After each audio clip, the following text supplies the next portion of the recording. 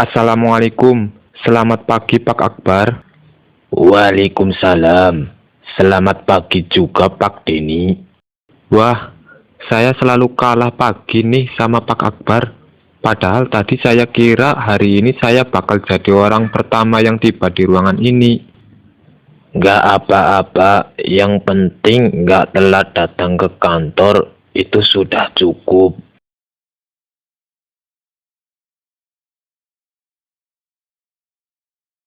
Omong-omong, saya perhatikan Pak Akbar hampir nggak pernah terlambat ya. Bahkan sepertinya selalu tiba duluan di sini dibanding siapapun.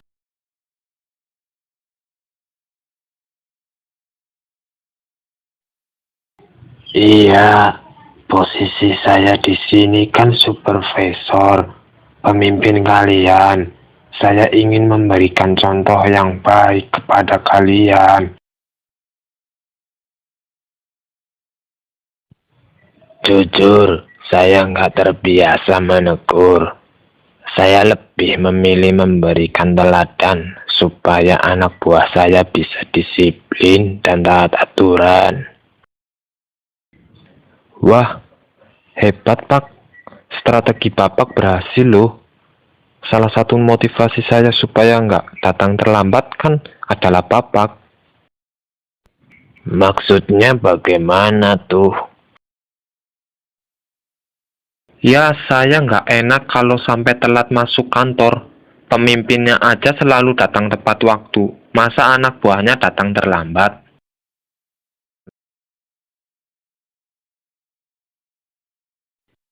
Wah, syukurlah kalau begitu. Lagi pula kan kedisiplinan anak buah merupakan tanggung jawab saya. Top, kalau kelak saya jadi pemimpin, mudah-mudahan saya bisa menjadi pemimpin yang bertanggung jawab, seperti Bapak.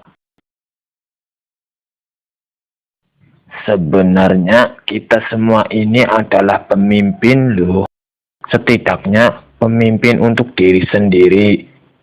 Dan sebagai seorang pemimpin, kelak di akhirat kita akan diminta pertanggungjawaban. Gitu ya, Pak?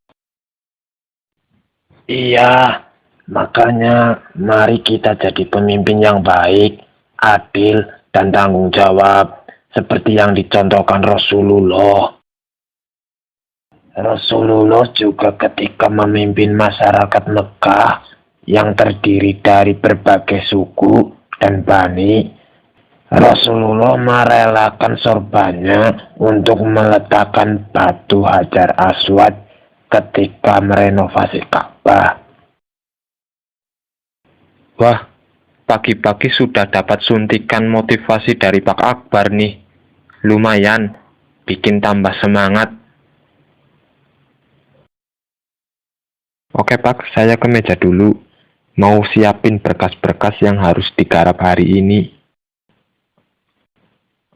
Oke, sip. Sukses. Halo, selamat datang kembali di channel obrolan manajemen dan bisnis. Topik kita kali ini ialah bagaimana cara memimpin rapat. Di kantor, kita sering sekali harus melakukan rapat atau pertemuan yang bersifat rapat koordinasi misalkan.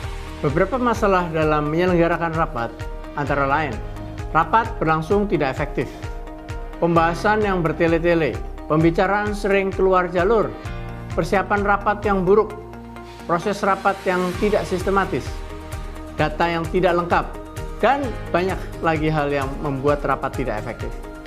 Tentu saja hal ini sangat merugikan perusahaan dan juga individu. Ada beberapa jenis rapat berdasarkan tujuannya. Pertama, rapat koordinasi kerja. Kedua, rapat penyelesaian masalah atau problem solving. Tiga, rapat evaluasi progres kerja. Dan keempat, yaitu rapat untuk sosialisasi. Setiap jenis rapat memiliki beberapa unik perbedaan satu dengan yang lain. Namun saat ini kita bahas secara umum prinsip dasar memimpin suatu rapat. Dalam menyelenggarakan rapat, kita perlu fokus pada 3 tahapan rapat. Yaitu pertama, sebelum rapat. Kedua, saat rapat berlangsung. Dan ketiga, setelah rapat. Hal yang harus kita kerjakan saat sebelum rapat ialah melakukan persiapan rapat. Berikut adalah 9 hal yang kita harus lakukan sebelum rapat. Pertama, menetapkan sasaran rapat.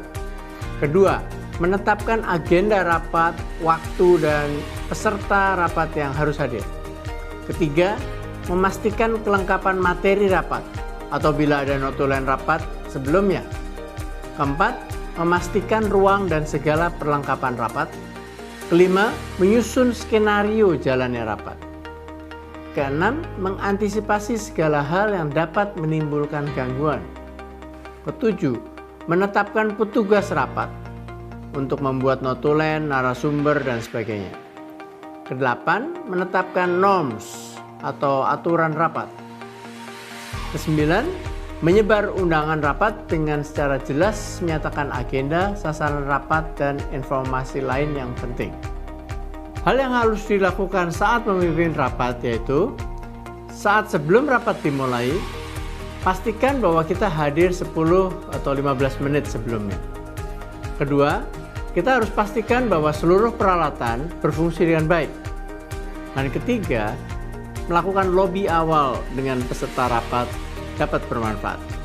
Hal yang harus dipastikan saat memimpin rapat yaitu, pertama, kita pastikan rapat dimulai on time, walaupun yang hadir belum lengkap. Hal ini sebagai proses pembentukan budaya tepat waktu. Kedua, sampaikan sasaran rapat dan agenda secara jelas.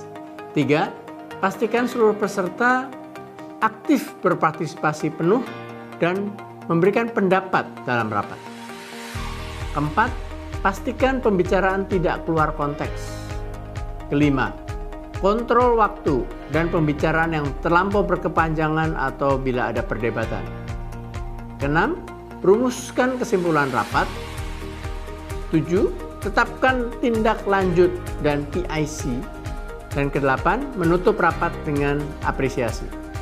Sedangkan hal yang harus dilakukan setelah rapat usai, pertama, mereview risalah rapat dan kemudian mendistribusikan kepada seluruh peserta. Kedua, melakukan reminder tindak lanjut rapat. Ketiga, memonitor dan mengevaluasi kegiatan tindak lanjut rapat.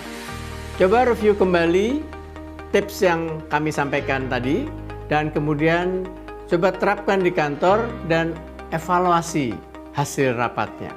Tanyakan feedback dari teman-teman Anda, apakah rapat berlangsung dengan efektif atau belum efektif. Selamat mencoba. Demikianlah